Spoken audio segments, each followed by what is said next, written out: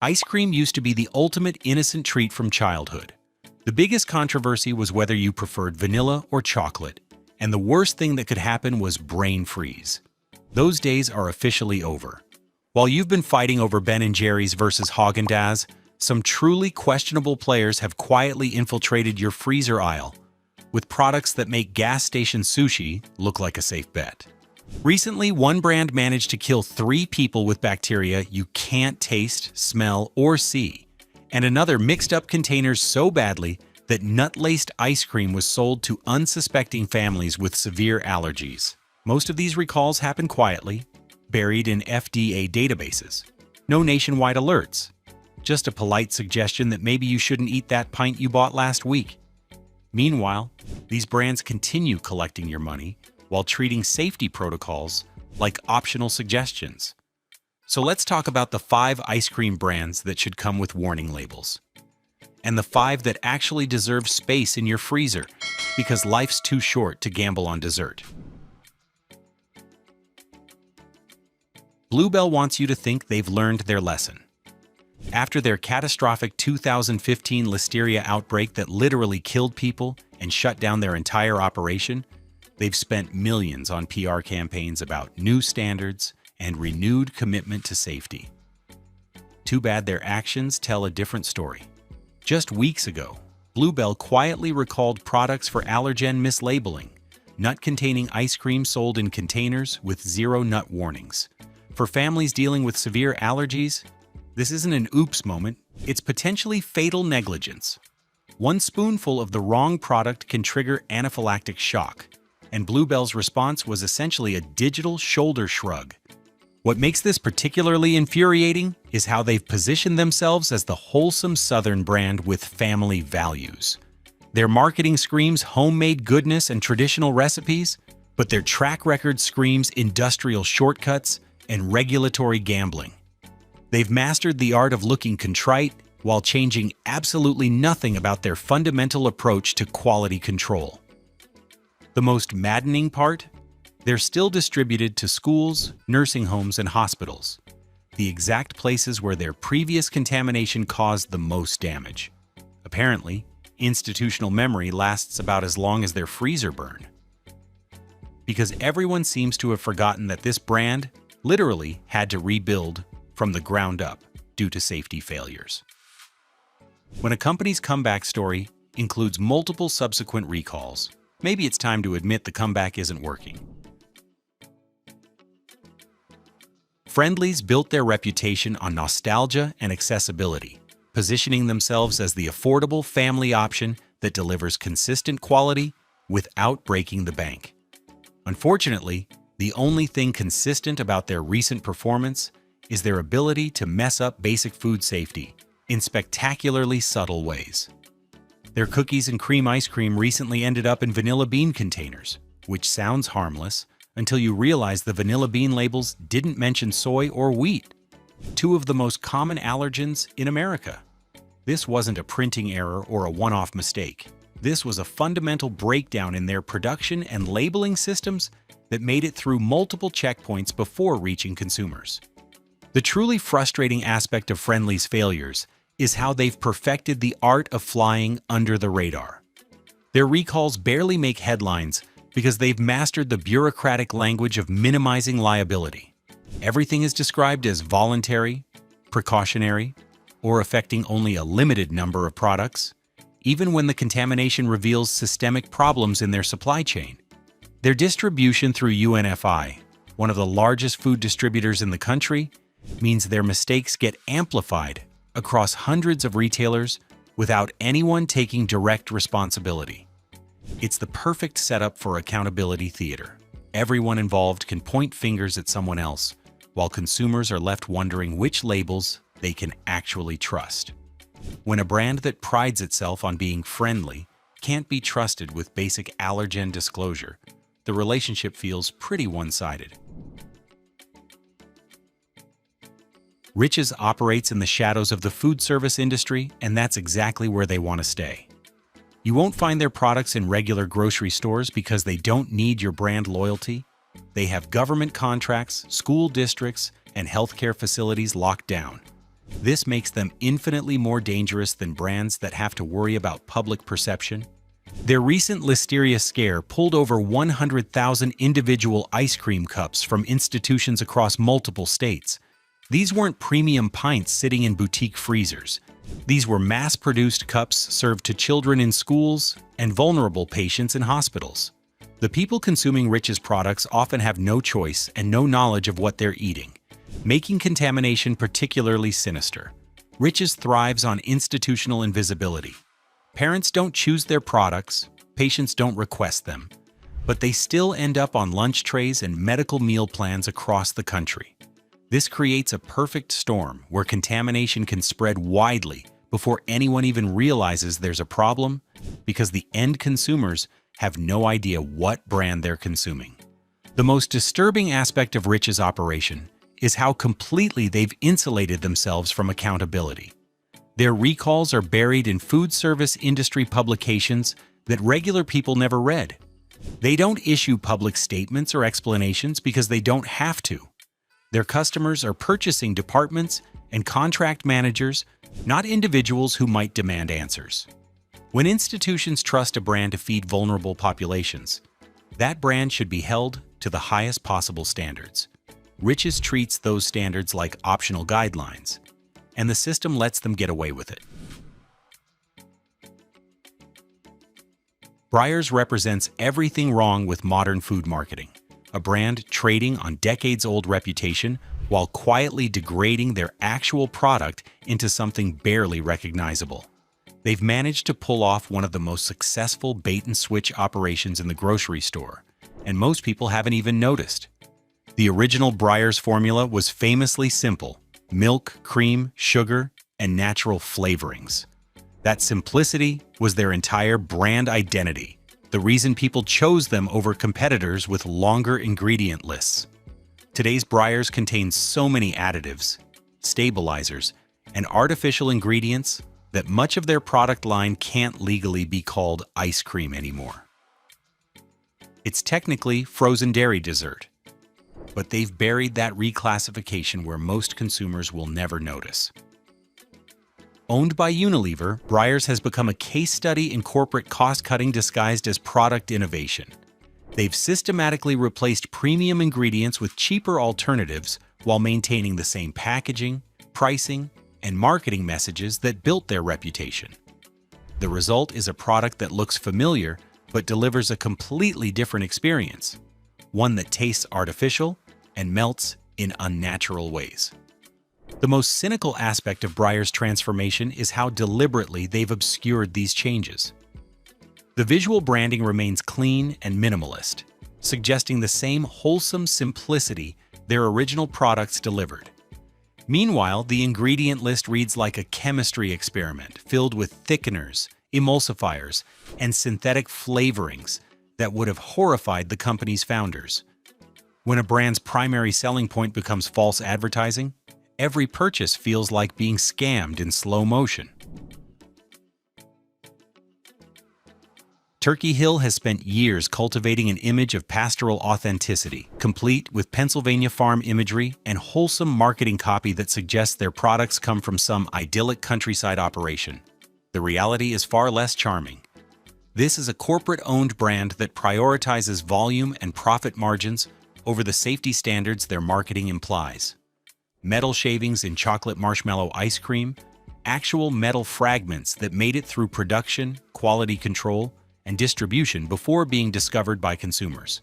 This kind of contamination doesn't happen from a single equipment malfunction.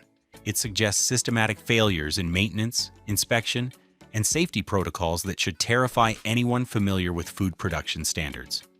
Since being acquired by private equity, Turkey Hill has undergone aggressive expansion that prioritizes market penetration over quality control. They've outsourced significant portions of their production to co-packers, third-party manufacturers who produce under Turkey Hill's label, but operate under their own standards and oversight. This fragmented approach makes accountability nearly impossible, while maximizing profit potential. The gap between Turkey Hill's marketing and reality perfectly illustrates how modern food companies exploit consumer trust. Their packaging suggests small batch production and farm-fresh ingredients, but their actual operation involves industrial-scale manufacturing spread across multiple facilities with varying levels of oversight. When your farm-fresh ice cream contains metal shards, it might be time to question whether that farm imagery means anything at all. The only thing authentic about Turkey Hill is their authentic commitment to putting profits before people.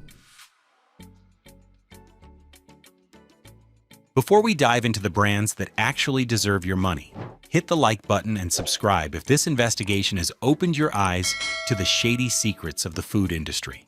Now, here are 5 ice cream brands you can buy that won't gamble with your health. Tillamook operates like ice cream companies used to, farmer-owned, vertically integrated, and actually accountable to the people who make and consume their products. This Oregon-based cooperative controls their entire supply chain, from the farms where their cows graze to the facilities where their products are manufactured, creating a level of oversight that corporate-owned brands simply cannot match. Their ingredient lists read like actual food recipes instead of chemistry experiments. Real cream, actual vanilla beans, fruit that comes from farms rather than laboratories. They resist the industry trend toward artificial thickeners and high-fructose corn syrup, not because it's trendy, but because their cooperative structure allows them to prioritize quality over quarterly profit margins. The transparency difference is immediately obvious when you compare Tillamook to corporate alternatives. They tell you where their dairy comes from, what their cows eat, and how their products are made. This isn't marketing fluff. It's information they can provide because they actually control these aspects of production, rather than outsourcing them to the lowest bidder. Most importantly, Tillamook has resisted the private equity churn that has destroyed so many formerly reputable food brands. They answer to their farmer members rather than Wall Street investors, which means they can make long-term decisions based on product quality rather than short-term financial engineering. In an industry increasingly dominated by faceless conglomerates, Tillamook feels refreshingly human scale and genuinely accountable. Straus Family Creamery represents everything organic labeling should mean but rarely does: complete transparency, genuine environmental stewardship, and products that justify their premium pricing through actual quality rather than marketing manipulation. Every single product they make is certified organic, and they've structured their entire operation around maintaining that integrity. Their Northern California facility operates under their direct control, eliminating the co-packer roulette that has caused safety problems for so many other brands. This vertical integration allows them to maintain consistent standards and respond quickly to any potential issues without navigating complex supply chain relationships or shifting blame to third parties. The environmental commitment goes beyond buzzwords and actually influences their production methods. Glass packaging eliminates microplastic contamination, regenerative farming practices improve soil health, and their closed-loop systems minimize waste. These aren't feel-good marketing add-ons. They're operational choices that affect product quality and safety. Straus has also been vocal about defending organic standards against corporate dilution, publicly opposing the regulatory changes that allow industrial agriculture companies to use organic labeling while maintaining factory farming practices. Their willingness to take political stands for food integrity suggests a level of commitment that goes beyond profit maximization, a refreshing change in an industry dominated by companies that will say anything to move product. Ben & Jerry's mastered the art of being genuinely progressive without sacrificing product quality, proving that ethical business practices and delicious ice cream aren't mutually exclusive. While other brands slap natural labels on chemical cocktails, Ben & Jerry's has maintained their commitment to actual ingredients and social responsibility since the 1970s. Their ingredient sourcing reflects real values rather than marketing buzzwords. They've been using Fairtrade certified ingredients for decades, sourced from family farms that meet their animal welfare standards, and refuse to use artificial growth hormones in their dairy supply. When they say all natural, They actually mean it.